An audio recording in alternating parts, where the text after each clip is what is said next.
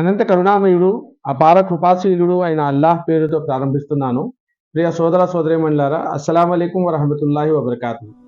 రంజాన్ నెలలోని ప్రత్యేక కార్యక్రమాల్లో భాగంగా ఈరోజు ఎతికాఫ్ గురించి తెలుసుకునే ప్రయత్నం చేద్దాం. ఎతికాఫ్ యొక్క శాబ్దిక అర్థం ఒకచోట ఆగటం, నిలబడటం.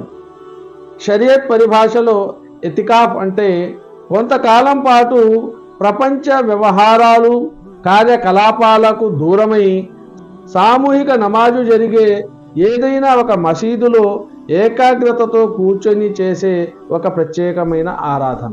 ఏతికాఫ్ ద్వారా మనిషి ప్రపంచ వ్యవహారాలు, కార్యకలాపాలకు దూరమైపోతాడు. ప్రపంచపు జగడాలు, పాపాల నుండి సురక్షితంగా ఉంటాడు. ప్రతిక్షణం దైవ నామస్మరణలో నిమగ్నమై ఉంటాడు. దీనివల్ల అతని హృదయం నిర్మలమైపోతుంది. ప్రపంచ వ్యామోహం దూరమై పరలోక చింతన పటిష్టమవుతుంది. మహనీయ ముహమ్మద్ సల్లల్లాహు అలైహి వసల్లం వారు ఇలా సెలవిచ్చారు: ఎవరైతే రమజాను నెలలో 10 రోజుల పాటు ఎతికాఫ్ పాటిస్తాడో అతను 2 సార్లు హజ్, 2 సార్లు ఉమ్రాలు నెరవేర్చిన వాడవుతాడు అని. ఆఖరి దశకంలో ఏతికాఫ్ పాటించి అల్లా ముందు వినమ్రులై ఉండే అలవాటు చేసుకోవాలి. ఏకాంతంలో అల్లాతో దీనంగా వేడుకోవాలి. వినయ విధేయతలు, నిస్సహాయతలను వ్యక్తపరిచి సంబంధాన్ని అల్లా వద్ద పటిష్టపరుచుకోవాలి. తప్పులు, పొరపాట్ల పట్ల తౌబా అంటే పశ్చాత్తాపపడాలి. దైవానుగ్రహాన్ని కోరుకోవాలి. అప్పుడు అల్లా కరుణ కటాక్షాలు మనకు ప్రాప్తిస్తాయి. మన స్వభావంలో, శీలంలో నిర్మలత, పరిశుభ్రతలు జనిస్తాయి. అల్లాతో మన సంబంధం పటిష్టమవుతుంది. ప్రవక్త సల్లల్లాహు అలైహి వసల్లం వారు ప్రతి సంవత్సరం క్రమం తప్పకుండా ఏతికాఫ్ పాటించేవారు.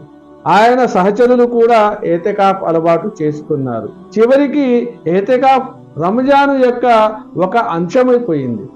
హజరత్ ఆయిషా సిద్దిఖ రజియల్లాహు తఆలా అన్హా వారు ఇలా ఉల్లంఘించారు: దైవప్రవక్త సల్లల్లాహు అలైహి వసల్లం వారు ప్రతి సంవత్సరం క్రమం తప్పకుండా రమజాను చివరి దశకంలో ఏతికాఫ్ పాటించేవారు. ఆయన దివంగతులు అయ్యేంత వరకు ఏతికాఫ్ పాటించారు. ఆయన తరువాత ఆయన సతీమణులు దాన్ని క్రమం తప్పకుండా పాటించేవారు. హజరత్ అనస్ రజియల్లాహు తఆలా అన్హు వారి ఉల్లేఖనం ప్రకారం ఒకసారి దైవప్రవక్త సల్లల్లాహు అలైహి వసల్లం వారు రమజాను చివరి దశకంలో ఏతికాఫ్ పాటించలేకపోయారు. అయితే మరుసటి సంవత్సరం ఆయన 20 రోజులు ఏతికాఫ్ పాటించారు. ఏతికాఫ్ నియమాలు, షరతులను గురించి తెలుపుతూ హజరత్ ఆయిషా సిద్దిఖ రజియల్లాహు తఆలా అన్హా వారు ఇలా తెలియజేస్తున్నారు: ఏతికాఫ్ పాటించే వ్యక్తి రోగిని పరామర్శించటానికి గాని, జనాజా నమాజులో పాల్గొనటానికి గాని బయటకు వెళ్ళకూడదు. భార్యను ముట్టుకోవటం, ముద్దాడటం, సంభోగం వంటి చేష్టలకు పాల్పడకూడదు. తప్పనిసరి అవసరాల కోసం తప్ప సాధారణ అవసరాల కోసం ఎట్టి పరిస్థితులలో కూడా ఏతికాఫ్ స్థలం వదిలిపెట్టి బయటికి వెళ్ళకూడదు. ఉపవాసం లేకుండా ఏతికాఫ్ విధి నెరవేరదు. సామూహిక జమాత్ అంటే సామూహిక నమాజు జరిగే మసీదులోనే ఏతికాఫ్ పాటించాలి. అతి క్లిష్టమైన పరిస్థితులలో తప్ప మోతకిఫ్ అంటే ఏతికాఫ్ పాటించే వ్యక్తి మసీదు నుండి బయటికి వెళ్ళకూడదని ఈ ప్రవచనం ద్వారా మనకు తెలుస్తుంది. కనుక సోదర సోదరిమణులారా, రమజాను చివరి దశకంలో అన్నింటికీ దూరమై దైవ సన్నిధిలో మోకరిల్లాలి, సజ్దా చెయ్యాలి. తౌబా అంటే పశ్చాత్తాపం చేసుకోవాలి.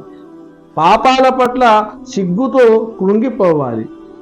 దైవ ధ్యానం, దైవ చింతనలో నిమగ్నమవ్వాలి. అల్లా సామీప్యం, దయా దాక్షిణ్యాల కోసం ప్రార్థనలు చేయాలి. ఆయన సాన్నిధ్యంలో మన్నింపుకై వేడుకోవాలి. ఆయన ముందు రాత్రింబవళ్ళు ఏడుస్తూ ఉండాలి. అప్పుడు దయాళువు, కరుణామయుడైన అల్లా మనల్ని తప్పనిసరిగా తన కరుణా కటాక్షాలతో ఆయన నీడలో మనకు ఆశ్రయం కల్పిస్తాడు.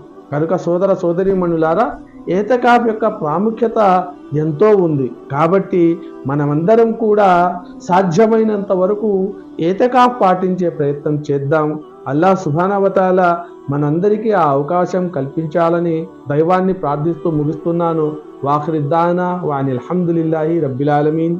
అస్సలాము అలైకుం వరహ్మతుల్లాహి వబరకాతుహు.